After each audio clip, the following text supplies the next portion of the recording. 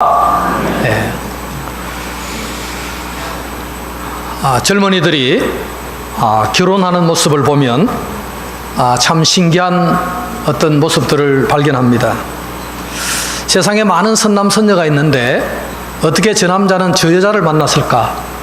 어떻게 저 여자는 저 남자를 만나서 결혼을 할까? 그런 참 신기함을 발견할 때가 많습니다. 어제 저녁에 저는 저희 생질녀가 이제 결혼을 하는데 함이 온다고 초청을 했습니다. 그래서 제가 초청을 받아 갔는데 어떻게 자기에게 저렇게 잘 맞는 신랑을 어디 가서 저렇게 골라왔을까? 그런 생각이 들 만큼 참 신기하다는 생각을 했습니다. 신부 나이가 35살인데 35년 동안 기다려서 저 남자를 만나려고 기다렸는가? 그런 생각을 하면서 참 자기 짝을 잘 찾아온다. 참 자기 눈에 안경이라고 신기하게도 자기에게 저렇게 맞는 사람을 어떻게 이렇게 찾아왔을까 하는 그런 신기함이 마음속에 있었습니다. 신랑이든 신부든 남자든 여자든 자기 배필을 자기가 선택을 합니다.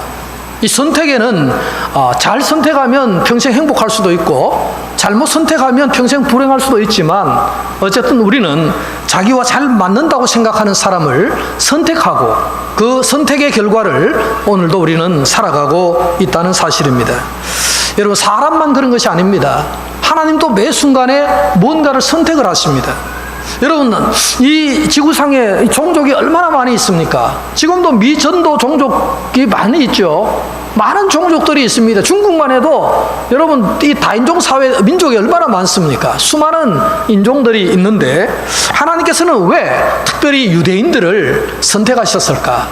왜 과거에는 히브리인이라고 불리는 이 이스라엘 사람들을 선택하셨을까? 어쩌면 우리가 그 이유를 다 알 수는 없지만 하나님 마음에 이 많은 종족 중에서 모든 종족이 다 하나님 피조물인데 그 중에도 특별히 유대인들이 하나님의 어떤 마음에 들어서 선택을 하셨을까? 그런 생각을 해보면 하나님이 선택하신 이유는 뭔가가 있지 않을까 생각을 해보게 됩니다. 물론 그 민족성이나 어떤 그 민족의 어떤 독특한 여러 가지 문화나 그런 하나님의 마음에 잘 선택되어서 하나님의 역사에 잘 사용될 수 있을 거라는 하나님의 판단 속에서 이 민족이 아마 선택이 되지 않았을까 그런 생각을 해봅니다. 오늘 성경 말씀에 보면은 나의 종 야곱, 내가 택한 이스라엘아 이제 들으라. 나의 종 야곱, 내가 택한 이스라엘. 결국은 하나님이 이스라엘을 선택했다는 것이 분명하죠. 많은 종족 중에서 이스라엘이라는 한 민족을 선택을 해서 그 민족을 통해서 하나님은 뭔가를 계획하시고 역사를 이루고자 하는 꿈이 하나님께는 분명히 계셨구나. 그걸 우리가 여기서 알 수가 있다는 것이죠.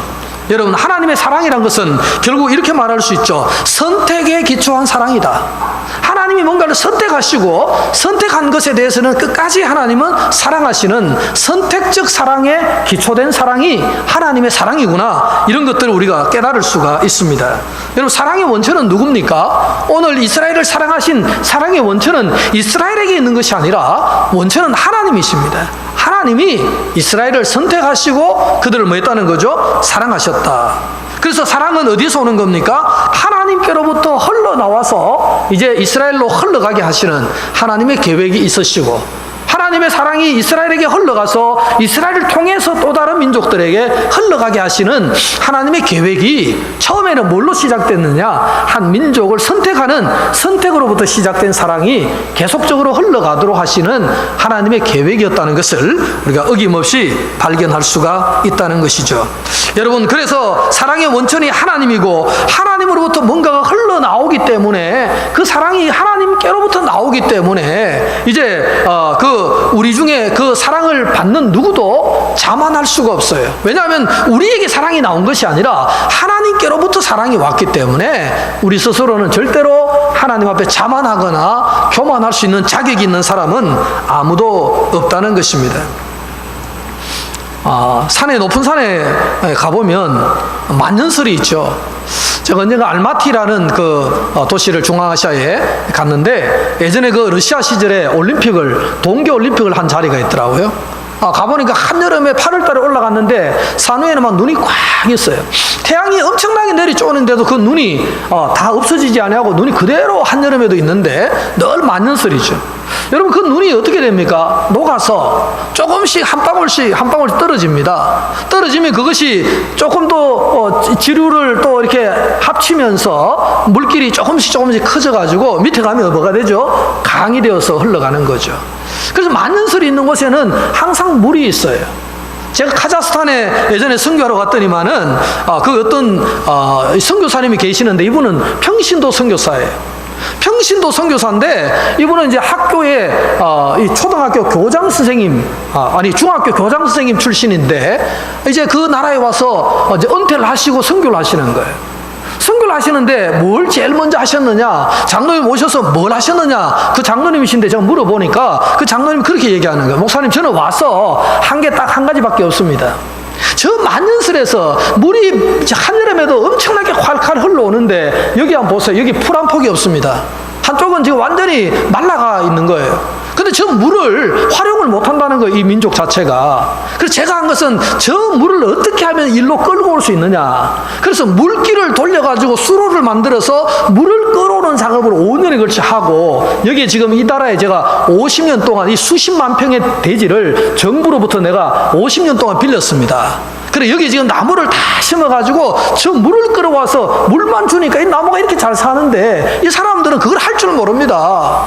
여러분, 한국 사람들은 똑똑해요. 그죠? 선교사님이 가서 한눈에 그걸 깨달은 거예요. 저기 저렇게 만년설이 물이 엉뚱한 곳에 흘러가는 거를 물길만 돌려가 이쪽으로 끌어들이니까 엄청난 이 땅에다가 나무를 심고 곡식을 가꿀 수가 있는데 이 나라 사람은 그걸 못 한다는 거예요. 물론 러시아에 공산주의에 길들여져 가지고 게을러서 하지 않는 것도 있겠죠. 그런데 한국 사람들은 그거 보면 못 참는 거예요. 그냥 물길만 돌리면 수십만 평의 땅이 그냥 살아나는데 그걸 못 하니까 너무 안타까운 거잖아요.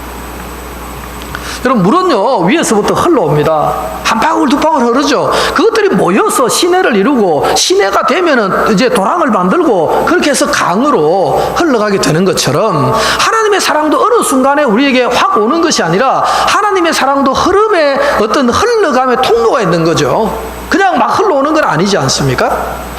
여러분, 산에서 눈이 녹아서 물이 흘러오는 것처럼 사랑의 원천이신 하나님으로부터 뭔가 사랑이 흘러오는데 어디로 흘러옵니까? 하나님의 사랑은 교회의 머리 대신 그리스도를 향한 사랑이에요. 독생자 예수 그리스도를 향한 하나님의 사랑은 한 번도 변함이 없는 사랑이죠. 끝없는 사랑으로 하나님은 아들을 사랑하시는 거예요.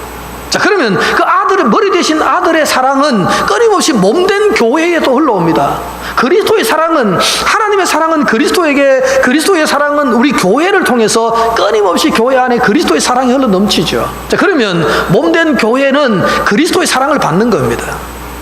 변함없으신 하나님의 사랑을 그리스도를 통해서 우리가 공급을 받지 않습니까? 그럼 우리 몸된 교회에 우리는 또 개인은 각자 작은 지체인데 이 큰 교회로부터 우리는 작은 또 하나님의 그리스도의 사랑을 또 받는 거예요. 그래서 하나님의 사랑은 교회 머리 대신 그리스도에게 흘러오고 그리스도를 통해서 몸된 교회로 흘러오고 몸된 교회를 통해서 우리 작은 지체인 우리에게까지 하나님의 사랑이 계속해서 흘러오는데 그것은 아주 하나님의 원천 되신 하나님으로부터 끊임없이 흘러오는 사랑이다. 제가 언젠가 이 태백을 한번 갔습니다. 태백 2년 전이죠. 태백을 가니까 낙동강 시발점이 거기 있더라고요. 낙동강의 원류가 강원도 태백에서부터 낙동강이 시작이 되어서 그래서 거기 이제 낙동강의 그 이제 원류인 거기 뭐 자리를 이렇게 표시를 해놓고 여기가 낙동강의 출발점입니다. 가보니까 뭐 샘 하나밖에 없는 거죠, 그죠? 거기서 물이 이제 펑펑 좀 나오는데 그 물이 어디까지 갑니까? 부산에 가면 어떻게 되죠? 낙동강이 그냥 바다처럼 보이잖아요. 아주 넓은 바다가 되는데 그 사랑은, 그러니까 그 물은 저 태백에, 강원도 태백에 하나 샘 솟는 샘에서부터 낙동강이 시작됐다는 것을 제가 2년 전에 가서 보고 알았습니다. 자, 그래서 그 강물이 흘러가서 우리 대구를 지나서 가면은 부산에 가면은 아주 바다처럼 넓은 그런 낙동강이 되었구나 그런 생각을 해보게 됩니다. 사랑하는 성도 여러분, 하나님의 사랑도 마찬가지입니다.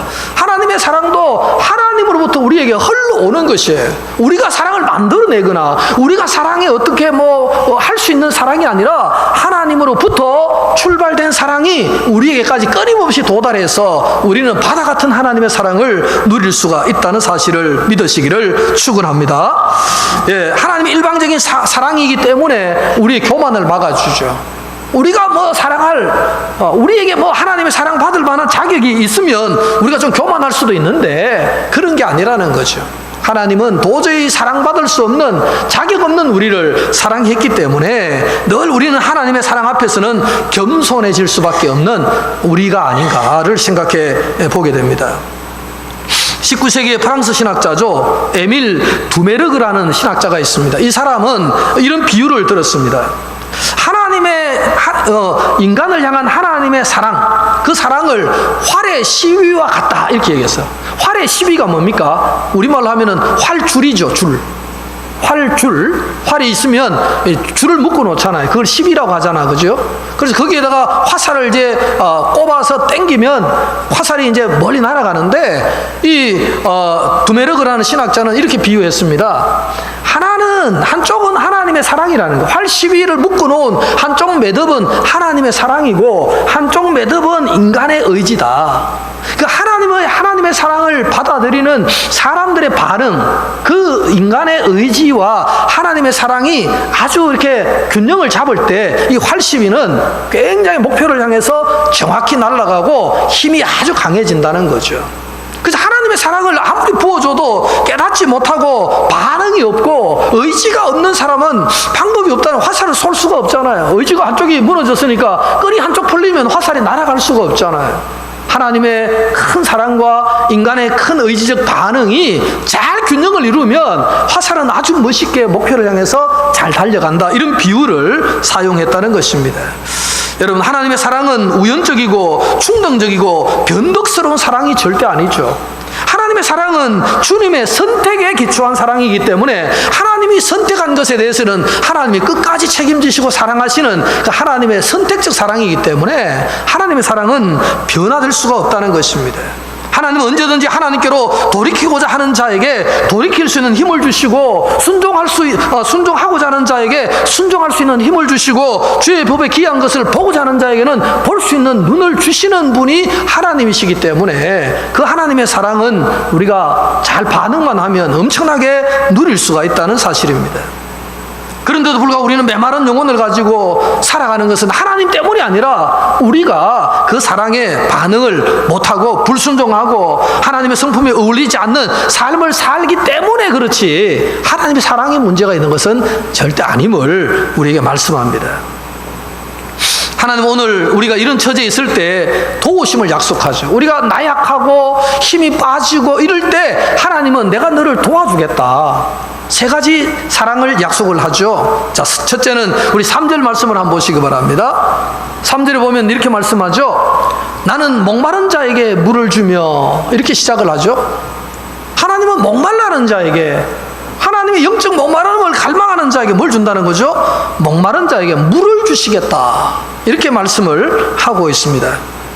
여러분, 목마른 자 물 하면은 생각나는 시편 42편 말씀이 있잖아요. 사슴이 시냇물을 찾기에 갈급한 같이 내 영혼이 주를 찾기에 갈급하나이다. 여러분, 사슴은 시냇물을 언제 찾습니까? 사슴은 시냇물을 목마를 때 찾겠죠. 그런데 오늘 이 시편 42편에 나오는 비유는 가을철입니다. 가을철. 가을에 사슴들이 물을 찾는다는 거예요. 가을철은 어떤 철이냐면은 사슴들이 이제 암사슴과 수사슴이 교미를 하는 이제 그런 시기라고 합니다. 자, 그런 시기에 아주 이제 이게 어떤 신체적으로 완전히 이제 새로운 반응이 일어나면서 혈투가 벌어지죠. 암컷을 차지하기 위한 수컷들의 뿔 싸움이 이루어지고 그 싸움을 하다가 뿔에 걸려가지고 죽는 사슴도 있고, 하여튼 그렇지만은 어쨌든 사력을 다해서 암사슴을 차지하기 위한 수컷들의 짝짓기 시절이 언제 오느냐면 가을에 온다는 것이죠. 그때 이 수컷들은 그 시기가 오면은 타는 듯한 목마름을 느낀다는 거예요. 타는 타는 듯한 목마름. 지금 이제 암컷을 차지하기 위해서 다른 수컷들과 전쟁을 해서 이기지 않으면 암컷을 차지할 수 없기 때문에 그 전쟁에 나아갈 때 그 타는 목마름. 우리 이대훈 선생님이 우리 이지영 집사님 남편이 육상선수 출신이잖아요. 지금 저 코치하고 계시잖아요. 그죠? 코치 선생님이신데 그 달리기 할 때, 육상을 할 때 저도 옛날에 조금은 해봤기 때문에 그 출발선 앞에 서 있을 때 그 목마름을 한번 느껴보신 적이 있으십니까? 출발선 앞에 딱 서면은 갑자기 몸이 긴장되고 목이 막 타잖아요. 내가 이 경기 오늘 몇 등을 할 것이냐, 이길 것이냐, 질 것이냐, 그 목마름이 막, 그 긴장감, 여러분, 그런 표현입니다. 오늘 이 사슴들이 아무 때나 물을 찾는 게 아니고 그 가을에 이제 암컷을 차지하기 위해서 사슴들이 목말라하고 정말 이게 전쟁에 나가서 죽을지도 모르고 살지도 모르고 이런 상황 속에서 이제 나갈 때 그때 그 사슴들이 너무너무 목말라 한다는 거예요. 자, 그러다가 이 사슴들이 목말라서 암컷을 차지하기 위해서 나갔다가 너무 목마름에 암컷을 차지하게 해야겠다는 생각을 잊어버리고 때로는 이제 물을 찾아 나간다는 거예요. 물을 찾아가지고. 물을 찾아 나갔는데 사슴들이 사막에서 막 달려가지고 물을 찾아갔는데 그게 뭐예요? 신기루야. 물이 없어요. 그러면 거기서 목말라가지고 죽는 사슴이 있다는 거예요. 물을 못 찾아가지고. 그러면도 끊임없이 사슴들은 마지막 죽는 순간까지도 태양볕에 이제 말라 죽는 순간까지도 땅을 판다고 합니다. 본능적으로 물을 찾기 위해서. 그런 목마름. 오늘 여기서 말하는 목마른 자에게 하나님께서 물을 주시겠다. 이 약속의 말씀은 그런 의미를 가지고 있습니다. 그러니까 여기서 말하는 어떤 물은 어떤 생물학 자연적인 물이 아니라 그것만 의미하는 것이 아니라 정말 하나님의 은혜의 생수, 하나님으로부터 내가 목마름을, 영적 갈증을 아니면 인간적인 삶의 갈증을 해결함을 받고자 하는 그 갈증을 강력히 느끼는 목마른 자들에게 하나님 뭘 주신다는 거예요? 은혜의 샘물을 주시겠다. 할렐루야. 하나님은 목마른 자에게 주시는 거예요. 아무에게나 주시는 게 아닙니다. 오늘도 아무 생각 없이 예배당에 앉아 있는데 하나님이 막 은혜를 막 부어주시는 그런 하나님은 아니시라니까요. 목말라 하면서 내가 정말 죄를 느끼며 갈증을 느끼며 주님 앞에 나와 나는 주님의 은혜를 받아야 되겠습니다라고 갈증을 느끼는 그 자에게 하나님은 은혜의 물을 주신다는 거예요. 생명수의 샘을 주신다는 겁니다. 그 은혜를 여러분들이 누리시기를 축원하는 것입니다. 여러분, 하나님은 이런 은혜의 샘물을 우리에게 주고 싶어 하시는데도 정말 교회 안에 메마른 영혼으로 살아가는 사람이 많지 않은 이유는 뭐겠습니까? 왜 우리는 그런 목마름을 가지지 못하는 것입니까? 그것은 우리가 하나님 앞에 물을 구하지 않기 때문입니다. 하나님의 물을 구하면 하나님은 은혜의 샘물을 주시는데 우리는 별로 구할 생각이 없기 때문이라는 것입니다. 여러분, 성경에서는 약속을 했습니다. 마지막 때가 되면은 하나님이 성령을 그냥 물 붓듯이 부어주시겠다, 기름 붓듯 부어주시겠다 약속을 했잖아요. 자, 그러면 우리 모두가 그런 물 같은 성령, 기름 같은 성령을 다 받았느냐? 또 그건 아니죠. 왜냐하면 하나님 예수님은 말씀하셨잖아요. 구하는 자에게 내가 좋은 것으로, 구하는 자에게 내가 성령을 주지 않겠느냐. 하나님은요, 은혜의 성령의 물을 폭포수같이 부어주신다는 약속을 해놓고는 또 한편에서는 구하는 자에게 내가 성령을 준다, 이런 약속을 또 하셨잖아요. 그럼 이 두 개는 뭔가 잘못된 것이냐? 아니라는 것이죠. 여러분, 이 두 가지 문제는 어떻게 소화할 수 있겠습니까? 결국은 신약시절에 오순절날 성령 강림 사건을 통해서 물 같은 성령이 부어졌죠. 불의 혀 같은 성령이 부어졌죠. 엄청난 성령이 부어졌어요. 이미 신약시대는 성령시대라고 하고 성령이 부어진 시대입니다. 그런데 문제는 뭡니까? 그 부어진 시대라 할지라도 내가 목마름이 없으면, 내가 찾지 않으면 그 성령은 내가 받을 수가 없다는 것입니다. 문제는 이런 충만한 약속을 주셨음에도 불구하고 우리가 은혜의 물을 간구하지 않기 때문에 받을 수가 없다. 하나님 그걸 안타까워 하시면서 오늘 목마른 자에게는 내가 물을 주며 이렇게 말씀을 하고 있다는 것입니다. 하나님은 지금도 사방을 두루 살피십니다. 그리고 타는 듯한, 이 사슴과 같이 타는 듯한 목마름으로 주님의 은혜의 물을 찾는 자들에게는 하나님은 언제든지 은혜의 샘물을 부어주신다고 말씀을 하는 것입니다. 우리는 헤아릴 수 없는 많은 날을 하나님의 자녀라고 자부하면서 살아옵니다. 주님을 사랑하지 않는 것은 아니지만 세상의 염려, 세상의 근심 이런 것들이 자꾸 우리 눈을 흐리게 만들어가지고 우리의 목마름을 엉뚱한 곳으로 분산시키는 그런 삶을 우리는 많이 살아왔다는 것도 알고 있습니다. 여러분, 이렇게 살아가는 것이 하나님께 과연 영광이 되겠느냐는 것입니다. 그리고 여러분 자신에게 만족이 되겠습니까? 여러분의 이웃에게 도움이 되겠습니까? 중요한 것은 뭡니까? 하나님의 아무리 준비된 은혜가 있더라도 우리가 목말라 하지 않으면 그 물을 마실 수가 없다는 사실입니다. 주님은 목마른 모든 사람에게 그들이 마음을 쏟아 은혜의 샘물을 구하기만 하면 주시겠노라고 약속을 하신 것입니다. 그러므로 하나님 앞에 간절히 은혜를 구하는 목마른 자의 삶을 살아갈 수 있기를 축원합니다. 3절 후반절에 보면, 중간에 보면 두 번째 말씀이 나옵니다. 뭡니까? 마른 땅에 시내가 흐르게 하며. 여러분, 오늘 하나님이 선택한 선택적 사랑에 기초한 하나님의 자녀들에게는 어떤 역사를 일으키신다고 합니까? 마른 땅에 시내가 흐르게 한다. 여러분, 마른 땅, 요즘 대지가 다 말라있죠. 오늘 새벽에 비가 많이 와서 많이 이제 해갈이 되겠지만은, 어쨌든 이제, 마른 땅에 샘이 물이 흘러야 되는데, 여러분, 아까 제가 말씀드린 것처럼 물은 한꺼번에 흐르지 않습니다. 흘러오는 거지, 저 위에 있는 만년설이 갑자기 이 강 밑으로 오진 않습니다. 흘러서 오는 거예요. 흘러서 꼬불길을 계속 흘러서 여기 오는 거지, 어느 순간에 저기서 막 날아서 오는 경우는 없다는 사실이죠. 여러분, 하나님이 이 메마른 땅에 시내를 흐르게 하실 때도 마찬가지입니다. 하나님 자신은 발원지죠. 발원지, 생명수의 발원지가 하나님 아닙니까? 하나님이 발원지가 되지만 그 발원지의 은혜의 물이 그냥 한순간에 우리에게 갑자기 오지는 않는다는 것이죠. 뭔가를 은혜의 길을 통해서 우리에게 온다는 것입니다. 자, 흘러가면서 물이 흐르면 아무짝에도 쓸모없는 물 같아도 흐르면서 물길이 터지면은 거기에는 이제 풍요로운 나무가 자라고 풀이 자라는 그런 이제 생명의 땅으로 변화되게 된다는 것이죠. 여러분, 하나님의 사랑이 흘러가면은 그곳에는 반드시 정말 미움과 질투와 죽음뿐인 그 땅이 서서히 하나님의 사랑으로 살아날 수밖에 없다는 것이죠. 자, 그래서 하나님의 충만한 사랑의 은혜를 우리에게 흘러 보내실 때는 우리에게는 뭐가 있느냐? 우리에게는 반드시 소명이 내포되어 있어요.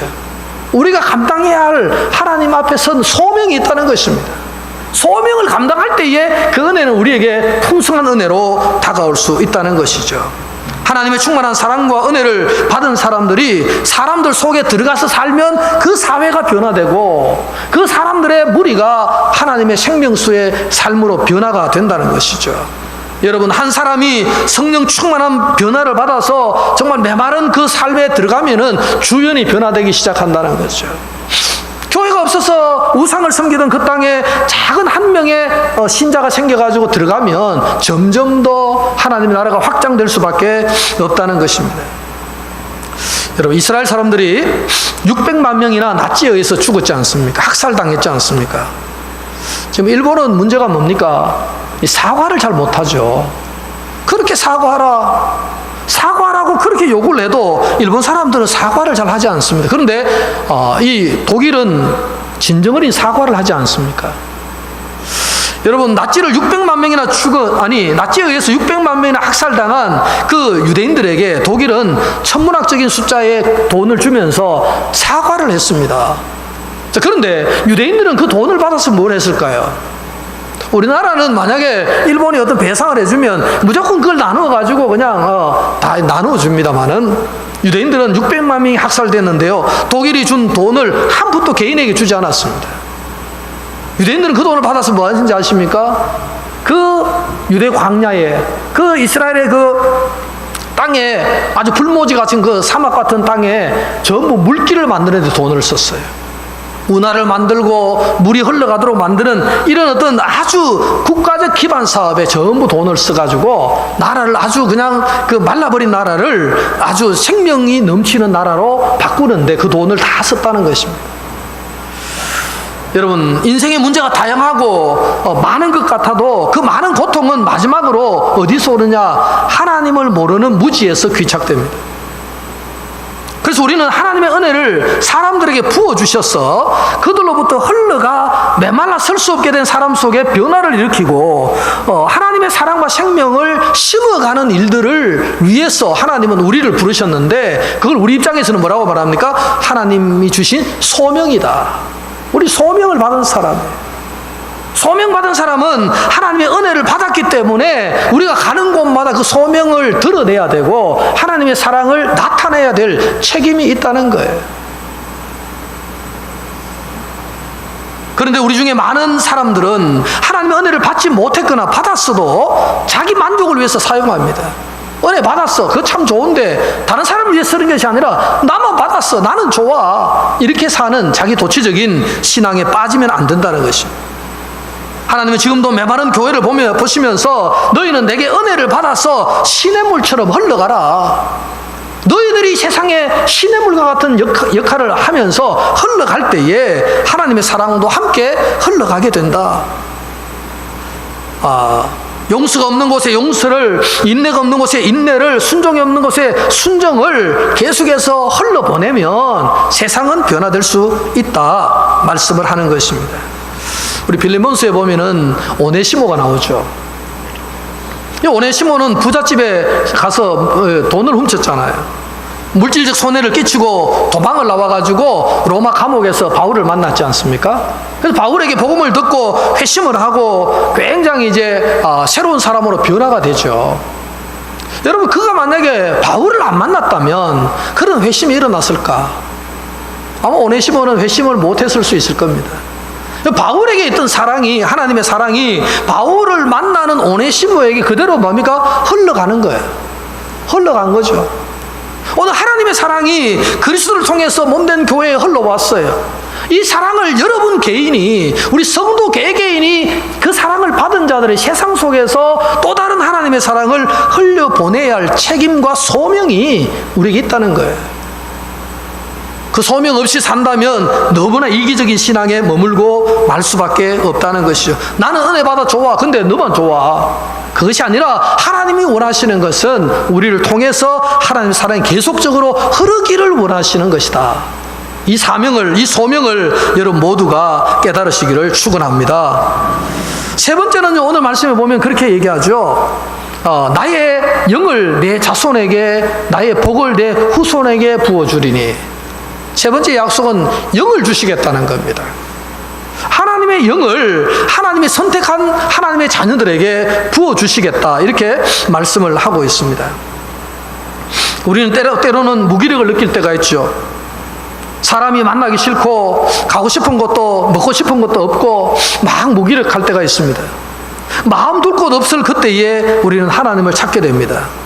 그리고 사슴이 시냇물을 찾기에 갈급한 것 같이 자신의 메마른 영혼을 하나님 앞에 보이면서 주님의 은혜를 구하게 됩니다. 그러면 하나님은 언제나 우리에게 하나님의 사랑을 우리에게 보여주시는 분이다. 하나님께 가까이 다가오는 사람들 가까이에 하나님은 계시기 때문에 그들에게 하나님의 사랑을 보여주신다, 이렇게 말씀을 하고 있습니다. 이 세상은 우리의 영혼이 메마를 때 기껏해야 세상적인 순간적인 즐거움을 주겠지만은 하나님은 영생하는 샘물을 주셔서 우리를 계속해서 메마르지 않도록 해 가시겠다는 하나님의 약속이 있다는 사실입니다. 여러분, 그래서 하나님은 그 일을 위해서 우리에게 하나님의 영을 주시겠다, 하나님의 성령을 주셔서 그걸 흘러보내도록 하시겠다, 이렇게 말씀을 하고 있는 것입니다. 여러분들도 기도해도 허공을 치는 것 같고, 목사님 나는 막 기도해도 전혀 응답이 없어요. 우리 신정인 권사님 아래 간증하시더라고요. 아버지 돌아가셔서 장례식에 갔는데 남동생들이 여러 명 모였는데, 아이고 뭐 다 교회를 열심히 나가는데 은혜를 못 받는 것 같다, 동생들이 교회 다니기가 좀 재미가 없어 하는 것 같다, 뭐 이런 염려를 하시더라고. 누나로서 염려를 하시던데, 그래 이제 문제가 뭐냐고 보니까 전부 다 그런 거죠. 나는 하나님께 기도해도 한 번도 하나님이 응답 들어준 적이 없는 것 같다, 이거예요. 여러분 혹시 그런 분 안 계신가요? 하나님께 기도했는데 한 번도 나는 응답받은 적이 없는 것 같다. 그러면 뭘 바꿔야 되느냐? 제가 대답을 드릴게요. 기도를 바꿔야 돼요. 기도의 제목을 다 바꿔야 돼. 응답을 한 번도 못 받았다는 것은 내 기도가 얼마나 문제가 있었냐를 증명할 수도 있는 거잖아요. 기도를 확 바꿔가지고 뭘 주세요 이런 게 다 채워버리고 딱 한 가지만 하면 됩니다. 하나님, 나의 마음속에 성령을 부어주소서. 그렇죠? 하나님은 구하라 찾으라 두드리라. 구하는 자에게 하나님은 좋은 것을 주시는데 누가 보면 성령을 주신다고 했거든요. 그 좋은 게 뭡니까? 성령이잖아요. 그러니까 뭘 구체적인 걸 구하는 것도 좋은데 그보다 그냥 그게 응답이 안 되는 것 같으면 하나님 그냥 내게 성령을 좀 부어주세요. 그게 얼마나 쉬운 기도입니까? 얼마나 또 단순한 기도고 얼마나 성경적인 기도예요. 다른 기도 다 치우고 하나님 나로 좀 성령을 부어서 새 사람이 되게 해주세요. 그 다음에 기도하면 분명히 들어질 겁니다. 저는 그렇게 생각을 합니다. 여러분 오늘 마지막 4절을 한번 보시기 바랍니다. 4절 말씀 우리 같이 한번 읽겠습니다. 시작. 그들이 풀 가운데서 솟아나기를 시냇가에 버들같이 할 것이라. 아멘. 자, 그들이 풀 가운데서 솟아나기를 시냇가에 버들같이 할 것이라. 하나님은 당신이 선택한 하나님의 자녀들에게 이런 은혜를 주시는데 어떤 은혜라는 거죠? 풀 가운데 시냇가의 버들. 저는 시냇가의 버들을 잘 알아요. 어디서 시냇가의 버들이 있느냐? 아침마다 저는 보거든, 운동할 때마다. 아침에 운동하면 이렇게 걸어가면은 옥곡동 거기 아파트 옆에 보면은 또랑 그 남천 중앙에 수양버들 나무 하나 큰 게 있잖아요. 수양버들. 그게 시냇가의 버들이에요. 그거는 강바닥에 있잖아. 그죠? 그게 고목인데도 경산시청에서 안 베내고 그대로 놔둬가지고 항상 보면 잎이 풀어요. 올여름에 얼마나 가물었습니까? 아침에 가보면 이 시청에서 나와가지고 거기 나무마다 이게 주머니, 물주머니 달아놓고 물 갖다 붓더라고요. 호수로. 강물 저거 땡겨가지고 물을 막 이렇게 그 어떤 권사님이 물어요. 저 보따리가 뭐냐고. 아, 보따리가 물보따리라고. 그 물을 갖다 부어놓으면 이제 하루 종일 물이 이제 밑으로 빠져가지고 나무가 말라 죽지 않도록 시청에서 와서 나무 관리를 해요. 북한 사람들이 제일 놀랄 일 아닙니까? 그죠? 북한에는 사람들도 저래 관리 안 하는데 남한에 오니까 나무를 사람보다 더 잘 관리해. 죽을까 싶어가지고. 겨울 되면 뭐 울타리 쳐주고 여름 되면 물 갖다 부어주고. 북한에는 사람도 그렇게 취급 안 하는데 남한에는 사람이 아닌 나무도 저렇게 하니까 너무 놀랐다. 탈북자들의 감정이 있지 않습니까? 여러분 어쨌든 시냇가의 버드나무, 저는 그 수양버드를 보면서 항상 그걸 생각하거든요. 저 나무는 영원히 죽지 않겠다. 남천이 있는 한 죽지 않겠구나. 왜냐하면 뿌리가 가서 남천 저 밑바닥에 있을 거니까 물이 계속 흐르면 계속해서 저거는 살겠구나. 그런 생각을 합니다. 자, 이런 것과 같은 하나님이 선택한 하나님의 백성들에게는 하나님이 은혜를 주시는데 어떤 은혜를 주시느냐? 오늘 말씀에 그죠? 풀 가운데서 솟아나기를 시냇가에 버들같이 해주겠다. 약속을 하고 있습니다. 여러분 우리 인생의 최고의 역전은 예수님을 만나고 은혜를 받는 것입니다.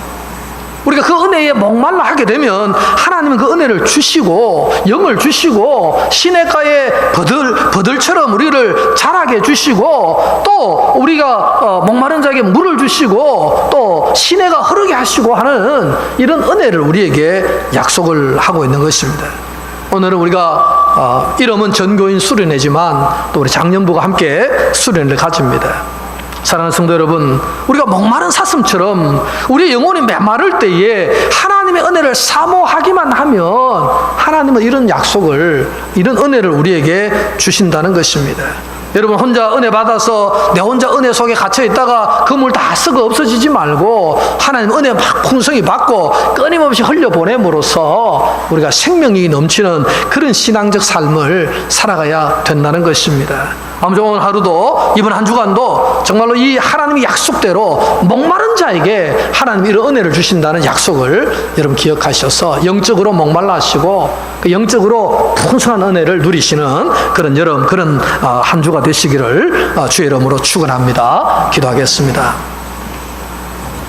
하나님 감사를 드립니다. 허물뿐인 저희들을 사랑하셔서 몸된 교회로 불러주시고 목말할 그때에 성령을 주시고 담비를 주시고 생수를 주시고 하나님 아버지 시냇가의 버드나무처럼 살게 하시겠다고 약속해 주신 것 감사합니다. 우리는 자격이 없습니다. 그러나 하나님부터 발언된 그 사랑이 오늘 그리스도를 통해서, 교회를 통해서 우리 개인의 심령에까지 이르렀음을 감사합니다. 우리에게 물이 끝이 아니라 우리를 통하여 또 다른 생명들에게 이 물이 생수가 흘러넘치는 역사가 있기를 원합니다. 아버지 하나님, 우리가 정말로 진정으로 목말라 할 때에 우리에게 이렇게 흡족히 채우시는 하나님의 은혜를 우리 모두가 늘 경험하며 살 수 있도록 은총을 허락하여 주옵소서. 오늘 우리 장년부 수련회 가운데도 하나님 함께해 주셔서 이런 기적 같은 역사들이 나타날 수 있도록 인도하여 주시옵소서. 예수님의 이름으로 기도 올리옵나이다. 아멘.